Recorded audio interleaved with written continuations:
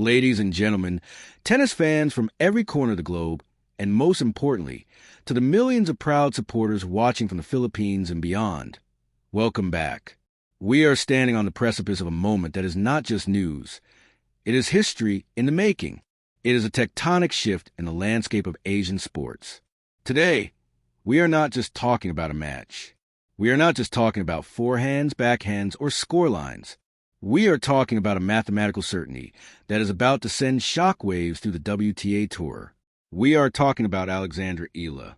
The headline is already written. Even before the first ball is struck at Melbourne Park, the entire world is looking at the draw for the Australian Open. They are looking at the matchups.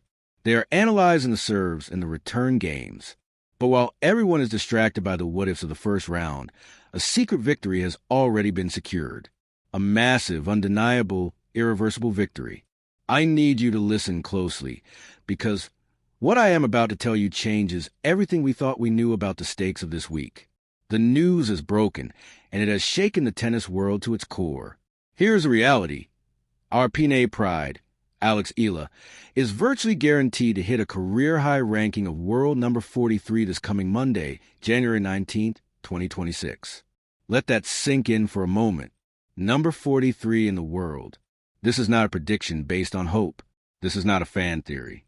This is a statistical inevitability based on the ruthlessly complex mathematics of the WTA ranking system. Regardless of what happens in her upcoming fight against Alicia Parks, whether she wins in blaze of glory or whether she bows out in a tough three-setter, the result on the ranking table is already sealed. Win or lose, Alex's climb is secured. She is ascending to a height that no Filipino national has ever reached in the history of the sport. This is the highest ranking achieved by any Filipino tennis player ever. It officially shatters her previous record. It destroys the old ceiling. It rewrites the history books. And the most shocking part? It is happening while her rivals are falling apart. You might be asking, how? How is this possible before the tournament even really gets going? That is the genius of this situation. That is the shock factor. While the casual fans are waiting for the match results, the experts have crunched the numbers, and the numbers are screaming one thing. The queen of Filipino tennis has arrived. The tennis ranking system is a rolling 52-week cycle. It is unforgiving. It is brutal. It is like an expiration date on your success. If you don't defend your points, they vanish. They evaporate. And this is where the magic happened for Alex. Think back to the Australian Open in 2025. Alex was fighting in the qualifying rounds. She lost early. She took home a meager 2 points. That's it. 2 points. That is all she is defending this week. That is the only baggage she is carrying. But this year is different. This year, due to her incredible consistency over the last 12 months, she is in the main draw. Just by stepping onto the court, just by showing up and having her name on the scoreboard. She is guaranteed a minimum of 10 points. Do the math. She is dropping 2 points and gaining at least 10. She is net positive immediately. She is walking into Melbourne Park with points already filling up her pockets. But here is the other side of the coin, and this is why the world is shocked. While Alex is fresh, unburdened, and climbing, the players sitting just above her in the rankings are in a crisis. We're talking about big names. We're talking about rising stars like Mira Andreeva. We're talking about powerhouses like Amanda Anisimova and Linda Noskova. These are players who had deep runs last year. They have hundreds of points to defend. They have a mountain to climb just to stay where they are. If they stumble, if they lose early, if they fail to match their heroic performances from a year ago, their points expire. They fall. And as they fall, who is there to overtake them? Alex Eala. It is a perfect storm. It is a changing of the guard. In the simplest terms possible, while others are falling due to the expiration of their past success, Alex is climbing because of the consistency of her present form. This is a direct result of her semifinals run in Auckland. This is a result of entering the elite circle of world tennis. The number 43 is not just a number. It is a symbol. It is a declaration that the Philippines is no longer just participating. We are no longer just happy to be there. We are seated threats. We are dangerous floaters. We are the opponents that the top 10 players pray to avoid in the first round. Don't let the skeptics fool you. Don't let anyone tell you this is luck. This ascent was forged in the fires of the Rafa Nadal Academy. It was paid for with every drop of sweat, every tear, and every sacrifice Alex has made since she was a child. On Monday, the sun will rise on a new era. The Philippines will wake up with a world number 43 tennis star. And think about this. If she actually wins against Alicia Parks, if she takes that match, she doesn't just stay at 43. She flies even higher. She cracks the top 40. She starts knocking on the door of the top 30. But the headline today, the breaking news that we are dissecting right now, is that the safety net is there. The floor has been raised. The victory begins before the arrival of the first ball. The world is shocked. The experts are scrambling to update their predictions. But for us, for those who have watched her journey, we know this was inevitable. Take a deep breath, because this news is not just about a game. It is about re-engraving the history of the Philippines on the world map. This is the intro. This is the hook. And we are just getting started. We're going to break down every single angle of this development. We're going to look at the math, the rivals, the strategy, and the future. Buckle up. The deep dive starts right now. Now, let's transition into the substance of this situation. Let's move past the headlines and get into mechanics, because to truly appreciate the magnitude of what Alex Eala has accomplished, we have to understand the battlefield she is fighting on. We need to deconstruct the WTA ranking system. For the uninitiated, tennis rankings can seem confusing. In other sports like basketball or football, you win a game, your record improves. Simple. But tennis operates on a rolling 52-week calendar. Imagine your ranking points are water in a bucket, but the bucket has a hole in the bottom. Every single week, the water you put in 52 weeks ago leaks out. To keep the bucket full, or to fill it higher, you have to constantly pour more water in than is leaking out. For the longest time, players from developing tennis nations struggle with this. They gain points, but then they lose them just as fast because they can't maintain the travel, the coaching, or the consistency. This is where Alex Eala has mastered the game. Let's look at the defending point scenario. This is the crucial key to the number 43 projection. In the 2025 season, specifically at the Australian Open, Alex's performance was part of her developmental phase. She entered the qualifying rounds. For those who don't know, the qualifying rounds are a brutal gauntlet before the main tournament even starts. You have to win 3 matches just to get into the main draw. In 2025, Alex was dropped in the first round of those qualifiers. The reward for that? 2 points. So, in the eyes of the WTA computer, Alex Eala is currently holding on to 2 points from the Australian Open that are about to expire. They are about to leak out of the bucket. Now, fast forward to today, January 2026. Alex is no longer that qualifier hopeful. She is a main draw entrant. By virtue of her ranking improvements over the last year, she bypassed the qualifying round entirely or secured her spot through sheer merit. The moment she was placed in the main draw, the rules changed. The minimum points awarded for just being in the round of 128 at a Grand Slam is 10 points. So, let's do the basic arithmetic. Minus 2 points, expiring from 2025. Plus 10 points, guaranteed minimum for 2026. Net result, plus 8 points. She is gaining ground simply by existing in the tournament. Now, let's look at her opponents. This is where the story gets dramatic. This is where the shock comes from.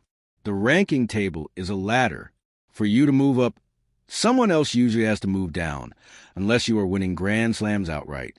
Alex is surrounded in the rankings by phenomenal players. But these players are victims of their own past success. Let's take the names mentioned in the reports. Mira Andreeva, Amanda Anisimova, Linda Noskova. These are players who, 52 weeks ago, had incredible runs. Maybe they reached the round of 16. Maybe they made the quarterfinals. If you made the round of 16 at the Australian Open last year, you earned roughly 240 points. That means this week, right now, you are defending 240 points. If you lose in the first round this year, you get 10 points. Minus 240. Plus 10. Net result, minus 230 points. Do you see the disparity? Alex is +8. Her rivals could potentially be minus 230. This massive swing is what creates the vacuum effect. As these talented players drop hundreds of points because they couldn't replicate their specific runs from a year ago, they slide down the ladder. And as they slide down, Alex, who is holding steady and gaining slightly, shoots past them. It is like being in the fast lane of an expressway while the cars in the other lane are hitting the brakes.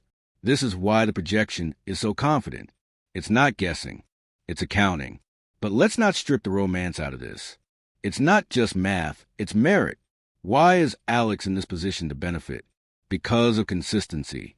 You don't get to the position where you can overtake falling stars unless you build a solid foundation. Alex's recent performance in Auckland was the catalyst. Reaching the semifinals of a WTA tournament is no small feat.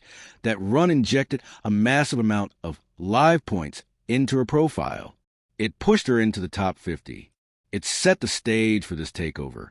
That Auckland run was the warning shot. It told the world that her preseason training at the Rafa Nadal Academy wasn't just exercise. It was a transformation. We have to talk about the significance of the number. 43. Why does 43 matter? Is it just bragging rights? Is it just a number put on a t-shirt? No. In the world of professional tennis, your ranking is your passport. It is your access key. When you are ranked outside the top 100, you are fighting for scraps. You are playing in smaller tournaments, earning less money, traveling to obscure locations, and playing qualifying rounds for the big events. It is exhausting. It drains your body and your bank account. When you break the top 50, life changes. Rank number 43 means direct entry. It means when the French Open, Roland Garros, comes around, Alex is in. When Wimbledon arrives, Alex is in.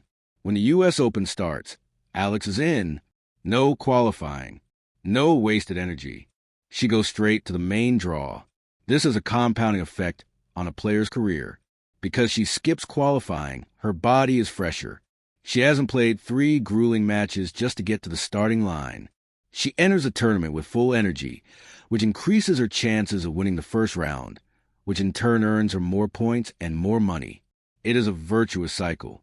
Success breeds success. By reaching number 43, Alex Eala has unlocked the premium tier of the WTA Tour. And let's talk about the dangerous floater status. In tennis, the top 32 players are usually seeded. They are protected in the draw, so they don't play each other early. Players ranked 33 to 50 are the floaters. They are the unseeded landmines. If you're the world number 1, like Iga Swiatek or Aryna Sabalenka, and you look at your first-round draw and see Alex Eala, world number 43, you are not happy. You know that is a dangerous match. You know that as a player who belongs on the big stage. Alex has now become the player that the Giants fear. Now, we must address the upcoming match against Alicia Parks. The news segments highlight that this ranking is secure regardless of the result, but that doesn't make the match meaningless. Far from it. Alicia Parks is a formidable opponent with a big serve, but Alex has the momentum. If Alex wins this match, the math accelerates. The +8 points we talked about, they turn into +70 or more. If she wins round 1, she doesn't just sit at 43. She pushes toward the top 35. She starts eyeing a seed for future Grand Slams. But the comfort, the psychological safety net for Alex going into this match is immense. Imagine playing a high-stakes game knowing that even if you lose, you have achieved a career-best milestone. It removes the desperation. It allows her to play freely. It allows her to swing the racket with confidence rather than fear. This is the real shock factor mentioned in the reports.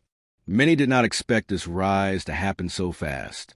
The experts thought this would be a slow grind through 2026. They thought maybe by the end of the year, she would crack the top 50. But Alex has accelerated the timeline. She has skipped the queue. And we must acknowledge the historical context. The previous record for a Filipino player was number 49. That was the ceiling. For years, that number stood as the peak of what was thought possible for Philippine tennis. It was a barrier that seemed almost cultural. We are good at boxing. We are good at basketball, but tennis? Tennis is the Europeans, the Americans. Alex Eala has shattered that glass ceiling. By moving to number 43, she hasn't just broken a record. She has expanded the imagination of a nation. She has shown every young kid holding a racket in Manila, in Cebu, in Davao, that the top 50 is not a fantasy. It is a destination. Every point she gets is, as the text says, a stab in the heart of doubts. Every ranking spot she climbs is a validation of the Filipino ability to compete in global, individual sports. We have seen our flag in the biggest stadiums in New York during the U.S. Open Juniors. We have seen it in Paris. We have seen it in London. But now, we are seeing it not just as a participant, but as a contender. The training at the Rafa Nadal Academy cannot be overstated. You don't just learn to hit a ball there. You learn to think like a champion. You learn the grit, the Vamos spirit. You can see it in Alex's eyes. You can see it in how she constructs points. She is no longer playing junior tennis. She is playing professional, strategic, top 50 tennis. So, as we look at the data, as we look at the live ranking tables that are shifting every hour, the conclusion is undeniable. Monday, January 19th, 2026, is a red-letter day. It is a holiday for Philippine sports. The convergence of her consistency, the expiration of her rivals' points, and the mechanics of the 52-week system have created a perfect moment of triumph. The world is indeed shocked, but perhaps they shouldn't be.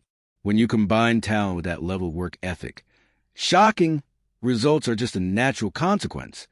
And this brings us to the final realization, the closing thought that I want you all to carry with you as we watch the Australian Open unfold this week. We often get caught up in the scoreboards. We stare at the flashing lights, the aces, the unforced errors. We cheer for the wins, and we mourn the losses. But sometimes in the heat of the battle, we miss the war that is being won. What Alex Eala has achieved here, securing the world number 43 ranking before the tournament even concludes, is the winning of the war. The shocked world needs to take a deep breath. This news is not just about a game. It is about re-engraving history. It is about the Philippine flag being planted firmly in soil that was previously thought to be too rocky, too distant, too difficult for us to conquer. Think about the skeptics. Think about the people who said a Filipino could never crack the top 100. Then they said the top 50 was impossible. Now they are silent. The numbers speak louder than their doubts ever could. World number 43. It sounds good, doesn't it? But I want you to realize that this is not the finish line. This is the starting line. When Alex wakes up next Monday and sees that number next to her name, it won't be a signal to rest. It will be the fuel for the next ascent. If 43 is possible, why not 30? If 30 is possible, why not 20? Why not the top 10? The door is open now. The tedious qualifying rounds are behind her. The path is clearer than it has ever been.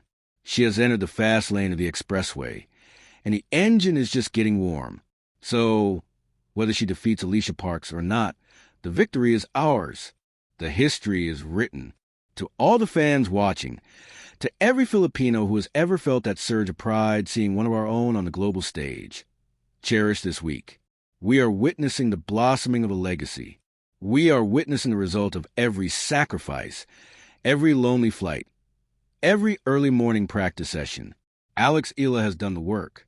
Now she gets the reward. And we as a nation get the glory. The Australian Open is just a backdrop. The real story is the rise of the Queen. The real story is that the Philippines has arrived, and we are not going anywhere. Keep your eyes on the screen. Keep your prayers and cheers coming. But know this deep in your heart. The climb is official. The record is broken. And the best is yet to come. Thank you for watching. Thank you for believing. This is a great day for tennis. This is a great day for the Philippines. Good night, and let's go make some history.